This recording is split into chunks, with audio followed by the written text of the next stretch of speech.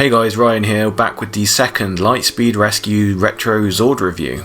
And so it was that midway through the Season 8 toy line, we got our first Super dubbed Megazord since the Super Zeo Megazord 4 years before. And much like that, this is another second main Megazord for the core team that really packs a punch. Amazingly, the components of this Megazord are actually teased way ahead of time, being featured in the first episode of the series as the fast Zord taxis for the deployment of the rescue Zords, but their true capabilities are obscured until episode 10. If the first Megazord release felt a bit disappointing in the cruel irony that I was getting bigger and the toys were getting smaller, then luckily this one arrived in the nick of time to allay my fears and return the toy line to the awe-inspiring experience my brain expected it to deliver.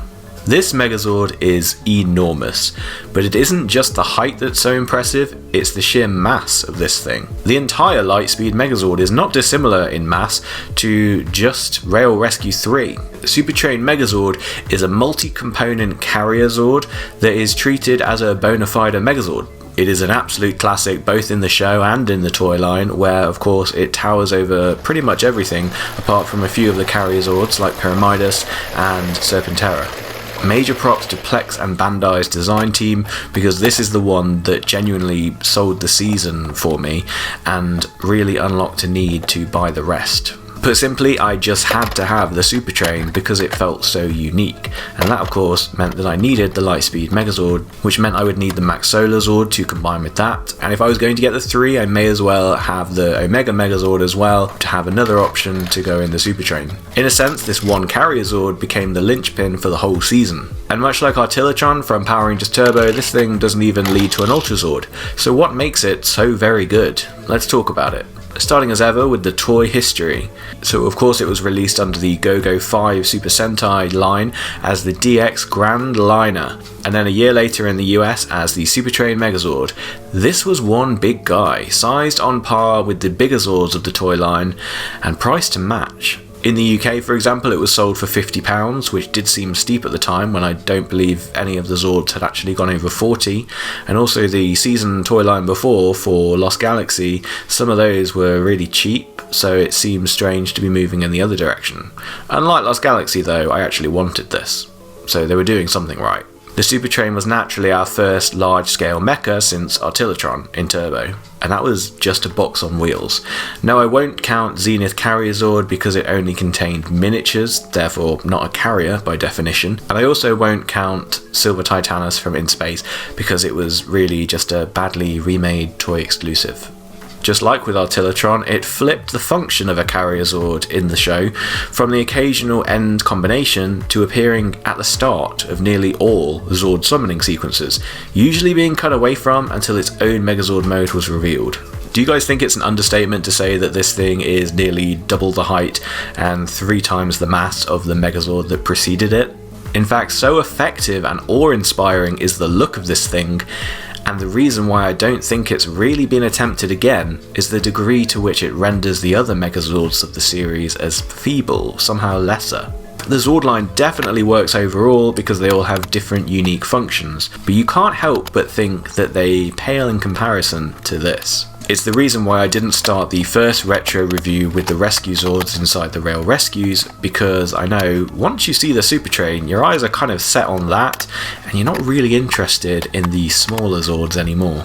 Oh, a fun anecdote for me here, this is the first Megazord that I can remember buying with my own money in Toys R Us. It was around April or May 2001, and it was part of Bandai's spring-summer wave of releases. This was one of those years where I'd managed to get the catalogue of everything that was coming to the UK from Bandai Direct, so I knew it was coming. I knew I just had to hold on to that money and wait for it to appear. I wanted it, I was besotted with it. The very idea of a Russian doll-style Megazord, we'd never seen it done before. Onto the design. Well, the 5 Rail Rescues, you could argue, are technically Zords. We see them operate independently only twice, really. First when leaving the rescue bay before joining into a singular train, and then when separating in mid-air before combining into their Megazord mode. Bandai and Plex must have had some real fun designing these, because they managed to get 5 design inspirations into this thing, and they're all such good choices that make sense. Like the best Zord lines, They take a theme and run with it, but it also makes them seem really cohesive. So we have Carter's Rail Rescue 1, which is based on a steam locomotive train. This is your traditional train that I think makes sense why it's at the front of the Supertrain. You also have some really nice silver and gold chrome effect and the Lightspeed Rescue insignia. We've got Chad's Rail Rescue 2, based on an electric tram train. Definitely the most brick-like of the 5 and actually my least favourite, but there's nothing overly offensive about it, and I guess they felt a bit bad about it, which is why you can open the front of it to reveal missiles. Joel's Rail Rescue 3, which is based on an armoured military train. I think this one's my favourite. There's a lot about it which seems very unique. A cool aspect is that it's more curved because it doesn't have to deploy a ramp. It has a section that juts out which contains the Aero Rescue 3 thrusters, and it's technically reversible. It has matching driver's cabins at both ends. Kelsey's Rail Rescue 4, based on a subway train. This one is fine, not a great deal to remark about it, but a nice one nonetheless. And Dana's Rail Rescue 5, based on a bullet train.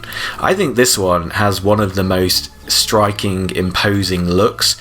Quite sharp angles are used in the front, and of course it has a narrower body at the top than any of the others. It has a great look. You can really imagine this thing ramming into something. Together, of course, they form a 5-carriage train set, and yeah, this is the first time I can think of where 5 Zords clip together in this way. A bit of a tenuous design link here maybe, but I know those that know what I'm on about will get it. As an even younger kid, before Power Rangers ever started, I used to love Thunderbirds, which was a 1960s originated puppet and miniature scale model show, and my favourite vehicle in that show was Thunderbird 2, because it was a carrier Zord for the smaller vehicles like Thunderbird 4 the submarine. Not only did the Supertrain remind me of that, but the Mega Megazord and the Solar Zord making it flight capable later on made it even more so. The Megazord itself leans into its train theme, from the 5 train heads being the main design components, to the white train track lines above and below the eyes, which themselves look like either train headlights or the whoosh effect of seeing another train passing through your train window.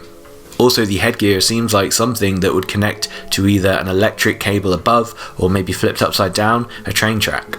The thing becomes this big, imposing monster where all components being kind of equally sized shouldn't work, but somehow does, because it all fits in with this train idea. And a brief note on differences from the Japanese original, and it's great news, because there is absolutely nothing. Maybe it's because they knew they were going to charge more for it, maybe it was the risk of ruining something if they made a material change to something this big and heavy, but Bandai America clearly chose not to meddle with anything on this one, and I'm so glad that they didn't. They obviously were able to charge more for it than their usual run-of-the-mill Megazords, and with that came greater investment in materials.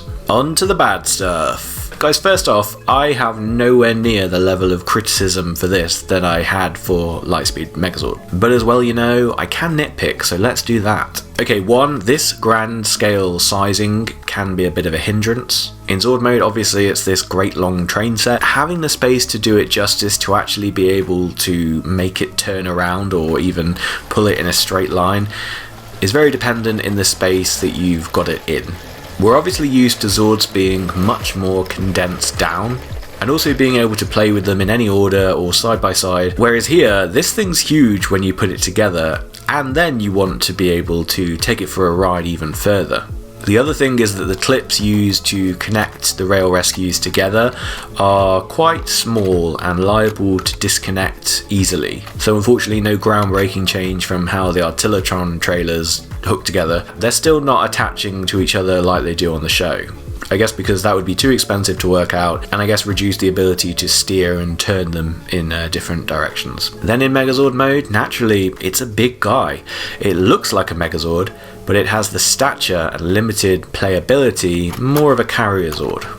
From this side of the timeline, it is a great shame that it wouldn't allow for head articulation, but that was no different to what we'd experienced up to that point, so it wasn't like we were expecting it. Something else though that doesn't rotate that I think should is the Rail Rescue 1 Gatling Blaster, because that's how we see it used in the show, as a finishing weapon that can rotate. Perhaps this limitation wouldn't be quite so noticeable had they not allowed a similar piece to spin in the jets of Aero Rescue 3. Maybe they couldn't work it out without the Lightspeed Rescue emblem spinning with it, or maybe it just rattled too much and reduced the overall quality of the piece. Yeah, it's a shame. Oh hey, I forgot to even mention this in my Lightspeed Megazord review, but that was actually our first Megazord with opening hands. Here in the Supertrain is our second. Unfortunately, unlike that first one, this one has no accessories to hold on to, so you do kind of wonder what the point is. I know some people have issues with breaking clips inside the rail rescues, especially holding up the pieces of 4 and 5. These are little red tabs which keep them from folding back down in Megazord mode, and you just kind of have to friction past them to get them back into Zord mode. My Rail Rescue 5 has something inside which rattles, but I've never actually known what that is, and luckily it doesn't seem to hinder either mode. The other potential inconvenience which happens to some people is when the arms can't take the weight of the Rescue Zords 1 and 2 inside them. If you tread carefully, you should be okay, but it's something worth knowing about, and if you were to kind of move this thing side to side quite quickly with its arms raised and the Zords inside it, it's very likely that the arms will just drop down. Something else for what's bad about it, which is really more for the eBay crowd, is that there are 7 pieces that you need to be aware of when buying your second-hand Supertrain. 4 of them are the soft plastic pieces which plug into the tops of Rail Rescues 1 and 2. Both Zord just has one design piece, basically duplicated, so don't think there's anything massively unique about each one. They are literally the same piece twice, but they are different from Zord to Zord, one being obviously more the electric train car type. So look out for them, people always seem to have lost them. The other 3 pieces actually turn into one piece.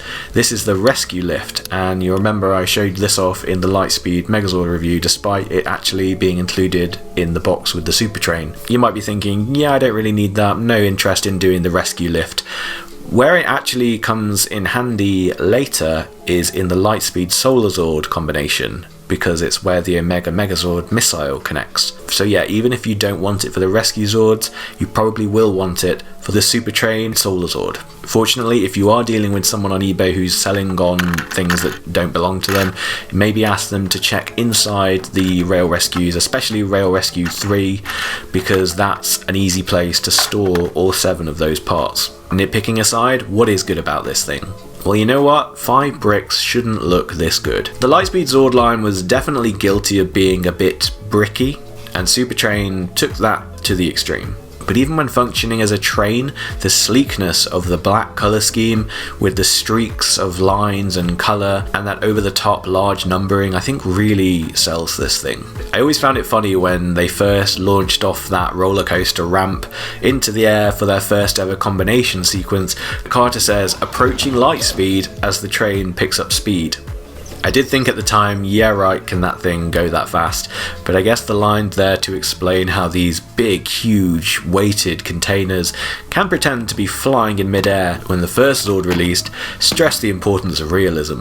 The way all of the rail rescues contract their length to allow for more shape in Megazord mode is such a clever solution to them being boxes. And the magic that doing this doesn't even affect your ability to leave the Zords inside it is such a design flex that I really still admire. Another success that's quite easy to overlook with this one, it's the first carrier Zord with a transformed mode with separate legs.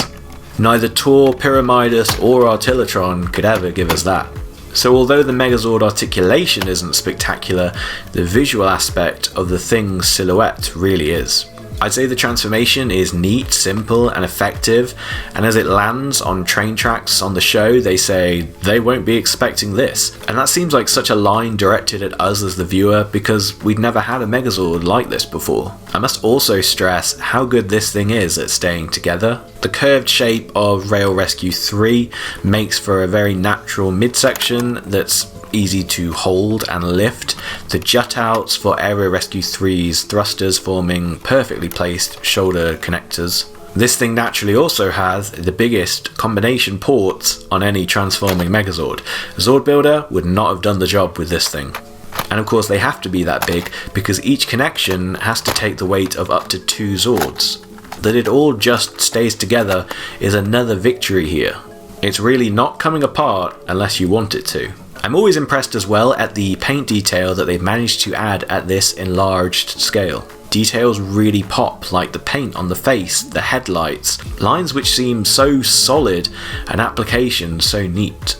Supertrain has an interesting take on finisher weapons. After an initial failure of failing to launch them while on their shoulders, when they switch weapons to turbines, whatever that means, they go back to their original rail rescue positions at the end of the hands of the Megazord, and that somehow increases the power, somehow lets them fire. Fair enough. And of course you do get that cool aspect that you can open the door for Rail Rescue 2 to reveal those missiles. And while it is a shame that there's nothing to hold, the turbine and missiles are very well chosen weapons that suit the Supertrain more than another Power Sword probably would have done, and also would have relegated the Lightspeed Megazord Power Sword to looking like a butter knife.